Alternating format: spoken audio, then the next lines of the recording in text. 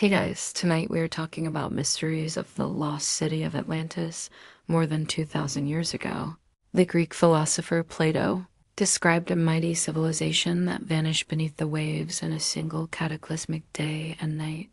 Since then, the story of Atlantis has fascinated scholars, treasure hunters, mystics, and conspiracy theorists alike. Was Atlantis a real city lost to time and nature? A morality tale warning against human arrogance? Or a grand metaphor wrapped in historical fiction? Despite centuries of debate and exploration, the question remains unanswered, and perhaps that's why Atlantis endures. In these texts, Plato recounts a tale told by his ancestor Solon, a famous Athenian lawgiver, who allegedly heard the story from Egyptian priests during his travels in the 6th century BCE. It is more than a legend. It is a mystery that bridges philosophy, archaeology, and imagination. Plato's Atlantis, the original account. He contrasted the ideal society of ancient Athens, noble, modest, and virtuous, with the corrupt, luxurious Atlantis. Some scholars believe the story was a rhetorical device used to criticize contemporary Athens or to illustrate his political theories. Other classical writers rarely mentioned Atlantis, suggesting the tale was not widely believed. However, a few ancient historians, like Pliny the Elder and Strabo, considered that Plato might have been referring to real events or places distorted by time. The Timaeus and Critias dialogues, and as powerful as described, why did no one else write about it? The first and only original source for the story of Atlantis comes from the writings of Plato, specifically his dialogues Timaeus and Critias. Written around 360 BC, Egypt indeed had a long tradition of recording floods, kings, and divine punishment. But no Egyptian texts have ever mentioned a city resembling Atlantis by name or description. These speculations were more mythic than scientific, but they set the stage for a centuries-long obsession. According to the dialogues, Atlantis was a powerful and technologically advanced island nation located beyond the Pillars of Heracles. Thinkers like Francis Bacon and Athanasius Kircher speculated on its location. Bacon's 1626 book New Atlantis imagined a utopian society founded on knowledge, while Kircher published a map placing Atlantis near the Azores. Its empire spanned parts of Europe and Africa and possessed great naval power. Yet as the Atlanteans grew greedy and immoral, the gods punished them. In a single night and day of misfortune, Atlantis sank into the sea and was lost forever. Case predicted Atlantis would rise again, and that Atlanteans had harnessed crystal energy and aircraft. Fact or allegory? His ideas inspired countless imitators and spiritualists, despite lacking credible archaeological evidence. Plato himself framed the tale as a moral and philosophical allegory. Yet others have wondered, was there a grain of historical truth beneath the poetic veneer? Ancient interpretations and reactions, philosophers and skeptics, Plato's student Aristotle reportedly dismissed the story, saying he who invented it also destroyed it. In 1882, his book Atlantis, The Antediluvian World, became a bestseller. Donnelly argued that Atlantis was the original source of all ancient civilizations, Egyptian, Greek, Mayan, and more. Still, there is no record of Atlantis outside Plato's texts, raising a core problem. If Atlantis was real Egyptian sources, Plato claimed Solon got the story from Egyptian priests in the city of Saz. The search begins. Renaissance to Enlightenment, the revival of the Atlantis legend. Interest in Atlantis reawakened during the Renaissance, when ancient texts were rediscovered and European explorers scoured the globe. Colonial expansion fueled these ideas. Many European scholars linked the Americas to Atlantis, seeing indigenous civilizations as remnants of a forgotten empire. 19th century theories, science meets myth, Ignatius Donnelly, and popular fascination. One of the most influential Atlantis believers was Ignatius Donnelly, a U.S. congressman turned amateur historian. He linked Atlantis to the biblical Great Flood and proposed that it was a real, advanced society destroyed by a global cataclysm. Atlantis and pseudoscience. Donnelly's legacy echoed in early 20th century occultism.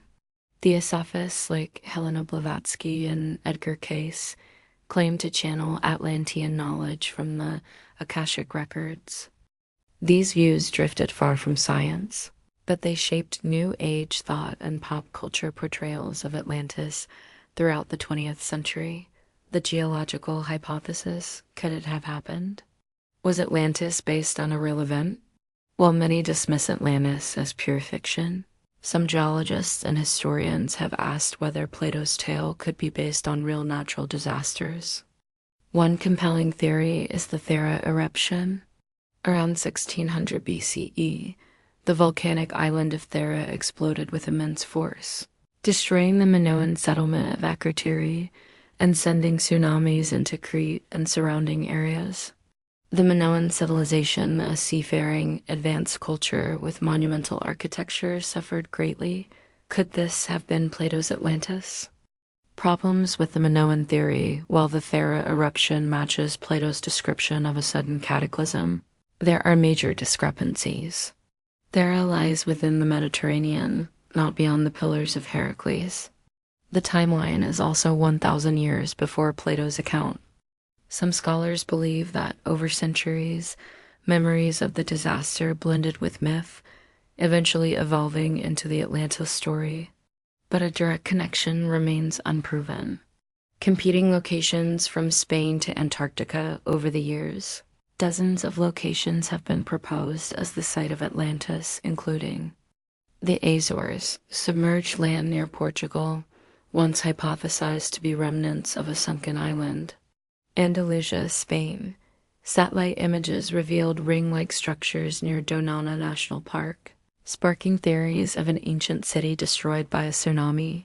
Caribbean islands. Some connect underwater structures near Cuba or Bimini Road in the Bahamas with Atlantis. Antarctica. A fringe theory suggests an ice-covered Atlantis lies buried beneath the southern pole. Bolivia. Author Jim Allen proposed that the Altiplano was the Atlantean plain, citing similarities to Plato's measurements. Most of these locations are based on vague parallels or speculation rather than hard evidence. But the sheer number of theories shows how deeply the myth has captivated the world's imagination. Archaeological attempts and controversies, underwater discoveries.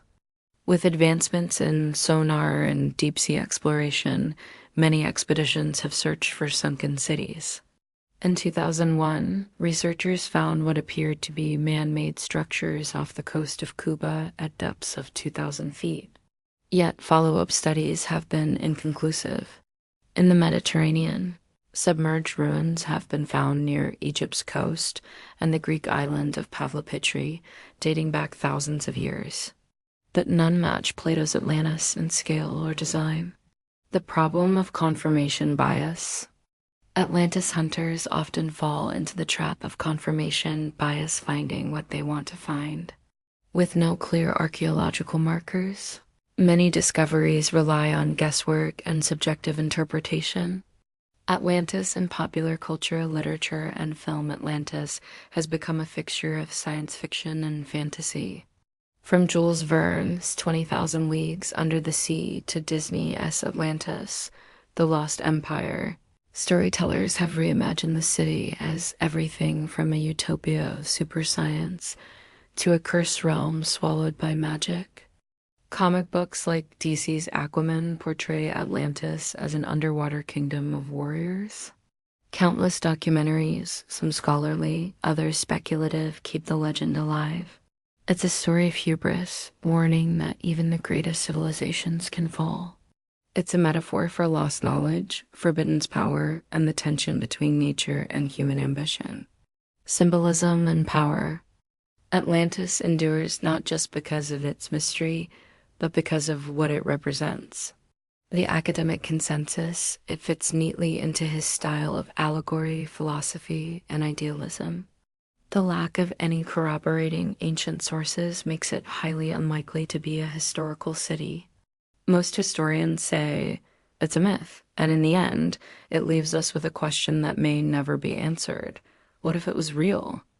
The majority of mainstream historians and archaeologists agree that Atlantis is a fictional creation by Plato.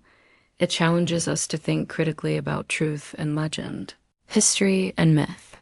We may never find Atlantis on a map, but its echoes remain in sunken cities, forgotten empires, and our enduring fascination with the unknown. That said, Plato may have drawn inspiration from real places and disasters, the Thera eruption, the fall of Troy, Egyptian flood myths, or even vanished coastal settlements. In this view, Atlantis is not a literal place, but a cultural mirror, an imagined city that tells us more about human fears and desires than ancient geography. The power of a story. Atlantis is the greatest city that never was. Whether a lost civilization or a brilliant allegory, its story has shaped human thought for over 2 millennia. Atlantis teaches us that every civilization, no matter how mighty, is vulnerable. It warns us not to forget humility in the pursuit of greatness.